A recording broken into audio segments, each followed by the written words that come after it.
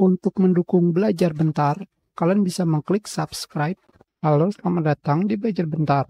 Sekarang kita akan belajar mengenai cara memberikan tag pada dokumen dengan menggunakan Microsoft Word. Langsung saja, di sini kalian pergi ke File, Info, dan pada sebelah kanan kalian tinggal masukkan teks, misalkan dan koma. Hanya seperti ini saja. Kalian simpan.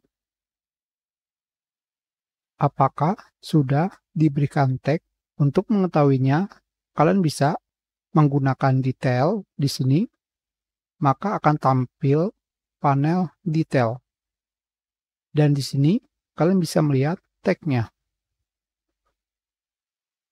Kalian bisa pergi ke properties, detail. Di sini kalian juga bisa menambahkan tag. Misalkan seperti ini saja. Terdapat dua tag. Sekarang kita cari tag dengan mengetikkan teks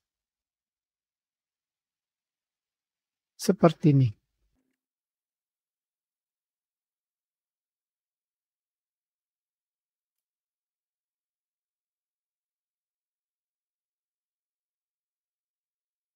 Kita sudahi pelajaran kita.